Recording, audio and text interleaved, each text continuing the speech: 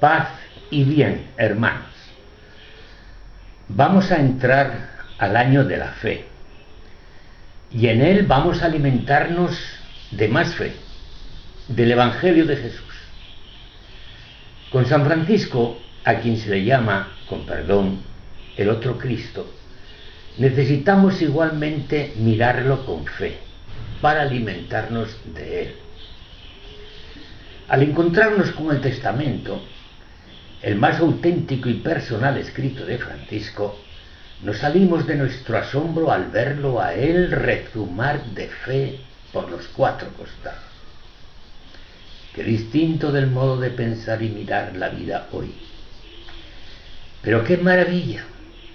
Como ningún otro hombre en este mundo, Francisco nos ha hecho soñar en la fraternidad de los hombres, en un mundo de hermanos. Y como nadie en este mundo, Francisco ha mirado con amor, cariño y alabanzas a nuestra naturaleza, hoy tan abusada y maltratada por el hombre. La humanidad le debe mucho a Francisco. Francisco nos hace descubrir la presencia y la acción de Dios en nuestras vidas. El hombre como que se resiste a aceptar esa presencia de Dios. Escribe Francisco en su testamento: el Señor me dio a mí el comenzar a hacer penitencia, es decir, a volverme a Él, a mirarle, a escucharle, en concreto, a fijarme en su Evangelio, a sentir su gracia y a sentir que voy creciendo en fe. Como estaba en pecados, así escribe Francisco, pero no dice en qué pecados estaba metido, como nos lo cuenta, por ejemplo, San Agustín.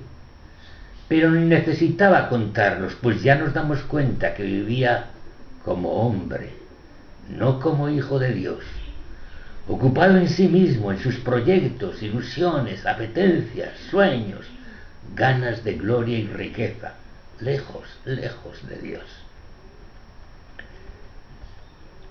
Me era muy amargo ver los leprosos, pero el Señor me condujo a ellos y usé misericordia con ellos. De toda su vida de juventud, Francisco recuerda dos cosas vividas vitalmente: que estaba en pecado, es decir, olvidado y alejado de Dios, y que tampoco le importaban esos enfermos asquerosos, los leprosos, que la sociedad misma los aparta de sí. Pero el Señor me llevó entre ellos y usé de misericordia con ellos, y lo que me parecía amargo se me convirtió en dulcedumbre del alma y del cuerpo. Con qué gusto recuerda Francisco aquella transformación suya de visitar a los leprosos, de visitarlos en sus casas, de servirlos.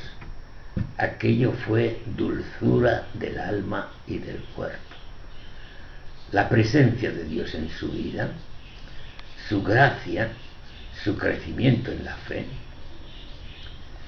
Francisco no habla del tiempo que dedicó a la oración en aquellos primeros tiempos de conversión, aunque sí lo cuentan sus biógrafos. Pero lo que dice Francisco en su testamento es que iba a gusto a las iglesias y naturalmente a orar, a estar con el Señor. Escribe: el Señor me dio una fe tal en las iglesias que oraba sencillamente así: te adoramos, Señor Jesucristo, aquí y en todas las iglesias que hay en todo el mundo, y te bendecimos porque por tu santa cruz redimiste al mundo. San Francisco se llegaba y entraba a las iglesias a orar, y allí encontraba siempre la cruz de Jesús en la que fue crucificado, y encontraba el sagrario que nos trae la presencia real de Jesús, sacramentalmente guardado y celebrado en la Eucaristía. Se nos da como alimento y se ofrece a Dios en sacrificio por nosotros. ¿Dónde mejor que en la iglesia para orar? Es su lugar privilegiado. El Señor me dio tal fe en las iglesias, escribe: te adoramos y te bendecimos porque por tu santa cruz redimiste al mundo. Ha aprendido a adorar y a bendecir. ¿Qué decir en la oración? ¿De qué hablar con el Señor? Claro que Francisco tiene oraciones de petición, pero también qué peticiones. Por ejemplo, ilumina, Señor, las tinieblas de mi corazón.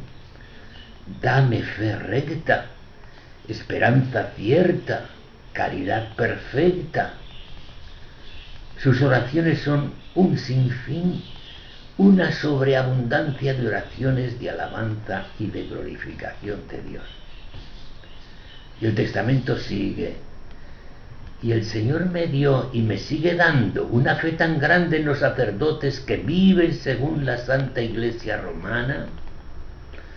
Nuestros ojos, al ver a los sacerdotes, al examinar sus vidas, ¿qué pensar?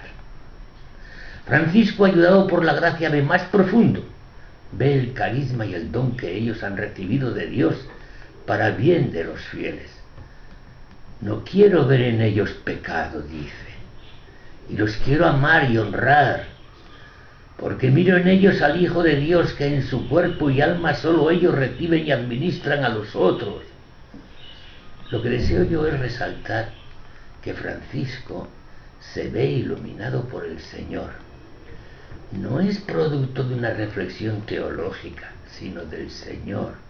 Él me dio esa fe en los sacerdotes. Y quiero que estos santísimos misterios del cuerpo y la sangre del Señor sean honrados y venerados por encima de todo, y también a los teólogos que nos administran espíritu y vida.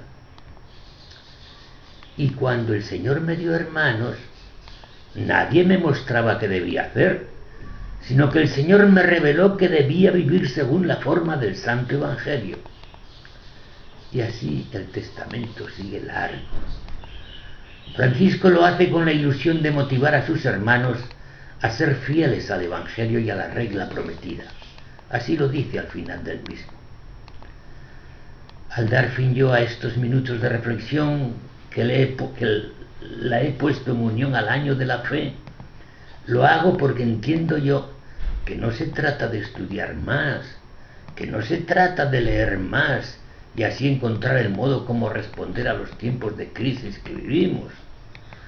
Al participar nosotros también de la crisis de nuestros contemporáneos, nuestra crisis es crisis de no aceptar de corazón a Jesús, de no aceptar plenamente su vida y sus enseñanzas, y aceptarle a Él, seguirle a Él, comprometerse con Él, no se llega por un mayor conocimiento de Él, como si dependiera de mis propios esfuerzos. Es regalo de Dios que se recibe como don de Él, por haberlo pedido con insistencia e ilusión, ante nuestra propia impotencia de comprometernos y ser como Jesús. Necesitamos que Él nos enseñe y se nos regale, pero lo tendremos que pedir, y no de cualquier modo, sino con ilusión y vehemencia. Le toca a Dios levantar nuestra fe, hacérnosla vivir. Con nostalgia recuerdo aquella admonición de Francisco de no perder el espíritu de la santa oración y devoción, al cual las otras cosas deben servir. ¿Cómo no hacer en estos tiempos en que nos contagiamos del mundo, hacer nuestra aquella oración de Francisco que ya hemos recordado antes? Ilumina, Señor, las tinieblas de mi corazón.